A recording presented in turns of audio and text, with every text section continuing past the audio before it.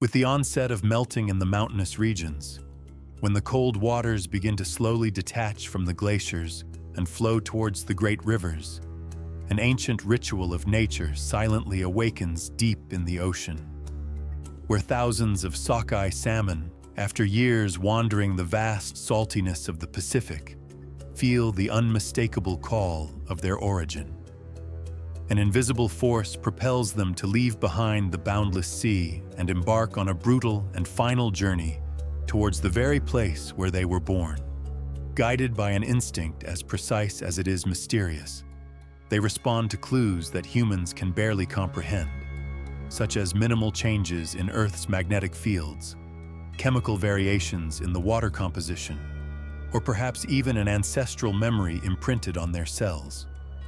Without maps, leaders, or rehearsal, each one finds their own way back, as if they could smell the scent of childhood amidst the raging current of the mountains. The crossing they face offers no respite, and as they progress upstream, the scene transforms into a natural battleground with violent rapids, abrupt waterfalls, and treacherous whirlpools that test the physical limits of each fish. This constant challenge requires strength, endurance, and a determination that seems to transcend mere survival instinct, as if a greater mission guides them, connecting directly with the cycle of existence. Without food, shelter, or rest, the salmon swim for days and weeks, driven only by this silent urgency pulsing beneath their scales. During this arduous journey, their bodies begin to change. The metallic silver gives way to vibrant shades of red. Their jaws curve like hooks. Their gaze becomes firmer and more aggressive, and every muscle seems to announce that the coming struggle will demand not just breath, but courage. Before reaching their final destination, they must confront rivals, compete for space, and defend the chance to perpetuate their species. This metamorphosis, although powerful, also makes them more visible and vulnerable. Along the riverbanks, brown bears, alert and experienced, position themselves as famished guardians of a narrow passage, silently observing until the exact moment to attack. A single well-placed strike can end, in seconds, a journey of thousands of kilometers, turning effort into sustenance and hope into sacrifice. After a long and relentless journey, few salmon manage to reach the ultimate destination, true warriors of migration. They have escaped the sharp claws of bears and eagles, endured weeks without eating, and braved rapids strong enough to break tree trunks. Even exhausted, they push forward, slapping the water with their tails in a silent effort of resilience. Finally, they arrive at Iliamna Lake, one of the largest freshwater reserves in Alaska, whose waters remain pure and crystalline, preserving the sacred setting where it all began. It is there, near the calm springs, that the last and most important chapter begins. The mating ritual, which repeats flawlessly from generation to generation. Males and females, guided by an invisible call, reunite in the shallow waters. With their last strength, they silently compete for the best spawning sites, as if they knew that time is running out, and every second now is crucial. There is no noise, only an urgency that hangs in the air, a whisper from nature itself. When the cycle closes and life is passed on, the bodies of the salmon begin to fall, one by one, surrendering to exhaustion and the inevitable end. Even in death, they remain part of the story. Their decomposition returns to the soil what the ocean gave them, enriching the earth, feeding insects, fertilizing plants, and sustaining birds that live nearby. At the same time, they prepare the environment for the fry that will be born days later. It is a complete cycle, a silent pact with life, where nothing is lost, everything is transformed and returned. Meanwhile, On the other side of the planet, in the golden vastness of the African savanna, the ground seems to vibrate, not from earthquakes or storms, but from the ceaseless movement of over 1.5 million wildebeests, accompanied by 500,000 zebras and hundreds of thousands of gazelles. All are driven by the same ancient and unquestionable instinct: to survive. And while it may first appear as merely a race for food or water, this migration is actually an age-old dance sculpted by time, guided by invisible forces that coordinate each step, every curve, and each pause. Most surprisingly, in this great collective exodus, there is no competition between the different groups. Wildebeests and zebras, contrary to what one might imagine, form a rare alliance in nature. While wildebeests are experts at detecting water sources from long distances, zebras have a keen memory that helps them recall the safest paths through plains and forests. Together, they form a kind of living compass that traverses the hostile territories of Serengeti and Masai Mara, crossing powerful rivers and open areas where risk is never absent. And as if coordinated by the same invisible signal, thousands of females go into labor almost simultaneously, giving birth to offspring that barely touch the ground before they must learn to walk, for the pace of migration waits for no one. This synchronized birth is not a coincidence, but an ingenious survival strategy. With so many newborns present at once, predators find themselves confused, unable to single out one prey among so many moving bodies. And this brief advantage allows at least some of the young to move forward with the group. However, no part of the journey is more dramatic and perilous than the crossing of the Mara River. The banks fall silent as the group approaches. The first wildebeest hesitates. The others watch. There's a pause, a tension almost tangible in the air. And then, as if fear dissipates suddenly, hundreds of animals launch themselves together into the murky current, facing not only the force of the waters, but also the giant crocodiles waiting beneath the surface. The crossing is not just a physical obstacle, but a true test of courage, instinct, and urgency. Many do not make it to the other side. They are swept away by the current, captured by predators, or simply succumb to fatigue. But those who survive push on, soaked, wounded, exhausted, because the migration has no end. It is cyclical, continuous, and represents one of the last great wild spectacles on the planet that has not been completely touched by human presence. And if, for a moment, we move away from these vast landscapes and look at the heart of the Indian Ocean, we will discover a small island covered in dense forest where time seems to have stood still. Yet every year, when the first rains penetrate the dark soil, something extraordinary begins to happen beneath the surface. Thousands, perhaps millions, of red crabs awaken almost simultaneously, responding to a silent and ancestral call that echoes in the roots of the trees, in the stones, in the damp leaves. For almost the entire year, these crabs remain hidden, protected from the light and heat, invisible to the hurried glance of passers-by. But now, as if nature had activated an invisible clock, they leave their refuges in the jungle and begin a monumental crossing towards the ocean, repeating a journey that has occurred for more than 200,000 years, and that, despite the passage of time and changes in the world, continues to follow the same ancient rules. Now, unlike in the past, the path that was once only forest has become intersected by roads, houses, artificial lights, and obstacles created by man. And yet, like a patient and disciplined army, the crabs move forward, challenging everything that has been altered, as if the soil itself tells them where to go, as if the memory of the earth still knows the way.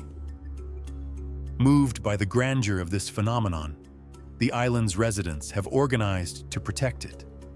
They have created suspended paths, tunnels, and safe routes that allow the crabs to cross the urban territory without risks, ensuring that the crossing continues to occur as it has for thousands of years. Then, under the influence of the moon, millions of red crabs leave their forest shelters and head towards the coast. It is a slow and constant march, with over 4 million individuals covering streets, trails, and slopes in a spectacle that transforms the landscape. The females, with their fragile bodies, carry up to 100,000 eggs. Upon reaching the sea, they sway in the waves and release them into the salty waters. Tiny larvae emerge and float at the mercy of the currents. Mission accomplished, they return exhausted to the forest. But in the ocean, the journey has just begun. Most of the larvae will be carried away by currents or devoured by predators. Few survive. In this cycle, however, the tide was kind and the currents helpful. Billions managed to return to the island to start life on land. From the coast to the forest are just 2 kilometers, but for the newly arrived young, it is an arduous crossing. The terrain is hostile, the heat intense, and even the adults, driven by hunger, become predators. The young scurry, dodge, and climb obstacles, fleeing in search of the shade that represents protection. But the forest, although it seems like a shelter, holds its own dangers. Among the leaves and branches, yellow ants wait. They move in swift groups and attack mercilessly. Only the strongest, or perhaps the luckiest, will survive the last stretch of this journey. Moved by the grandeur of this phenomenon, the island's residents have organized to protect it. They have created suspended paths, tunnels, and safe routes that allow the crabs to cross the urban territory without risks, ensuring that the crossing continues to occur as it has for thousands of years. After the crossing, the few survivors bury themselves once more beneath the forest floor. There, hidden from the light, they remain for a full 5 years, invisible to the world. They grow slowly, feeding on dead leaves, silently awaiting the right moment. When nature calls them again, they will respond. And like a dance that has repeated for centuries, they will break the earth in unison, dyeing the entire island red with their moving bodies. We now move to the coast of Peru, where one of the greatest spectacles of marine bird life takes place. During the breeding season, millions of birds, brown boobies, frigate birds, and sea lions, take over the sky. But what attracts such a concentration? The answer lies in the anchovies, small, silvery fish that school so densely they can be seen from above. Alone, they are fragile. Together, they become an irresistible lure for predators of both air and sea. Among the most skilled hunters are the brown boobies. With their aerodynamic bodies, they fly at high altitudes until they spot their target and then dive with absolute precision. They descend almost in a straight line, breaking the water's surface like living arrows, reaching depths of up to 15 meters. Each dive is calculated. Speed, angle, and impact combine with precision. The foam that erupts upon contact with the sea betrays their impressive predatory efficiency. Frigate birds, on the other hand, face a different challenge. Their feathers do not repel water, preventing them from diving. But nature has gifted them with another talent. With an opportunistic strategy, they intercept the birds returning to the surface and, still in flight, steal their fish. This behavior reveals more than cunning. It is part of a larger balance sustained by an invisible secret: the Humboldt Current. This cold current, coming from Antarctica, enriches the waters of the South Pacific with nutrients. making this coastal strip one of the most fertile on the planet. Perhaps you are unaware, but most marine life is concentrated near the coast.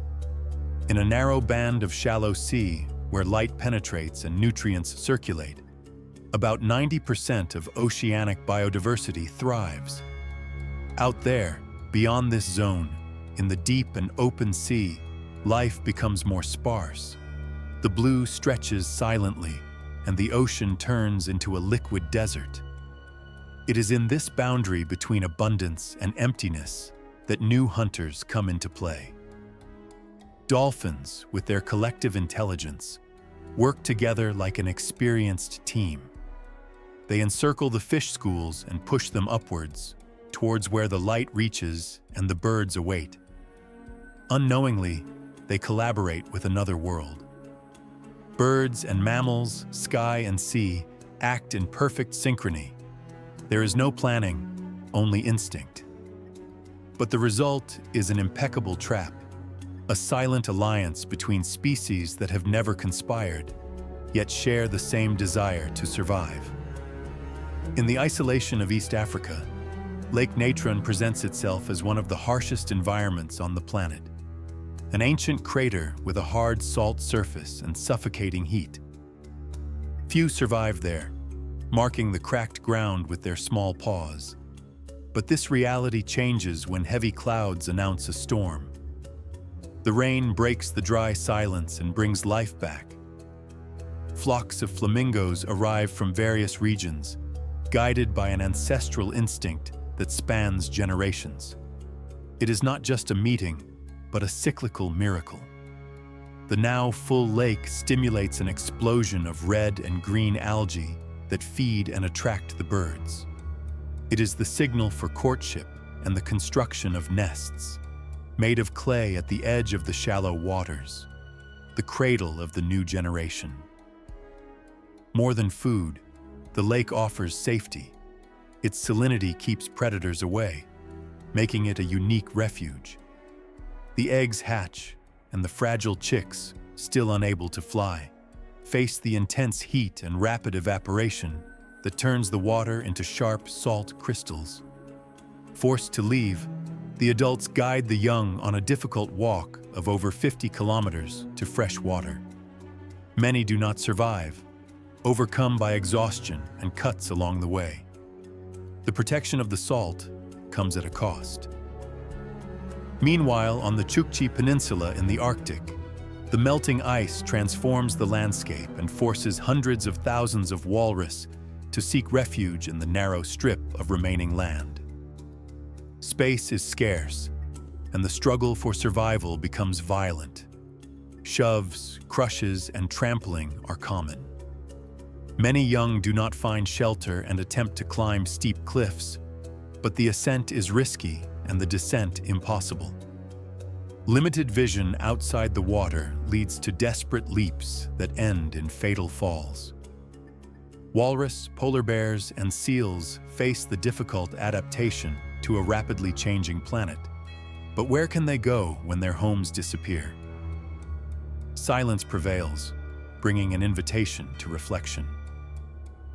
If this documentary has stirred emotion in you or offered a new perspective on the planet, consider leaving a like. It is a simple but crucial gesture for the channel. Thank you, and have a good journey.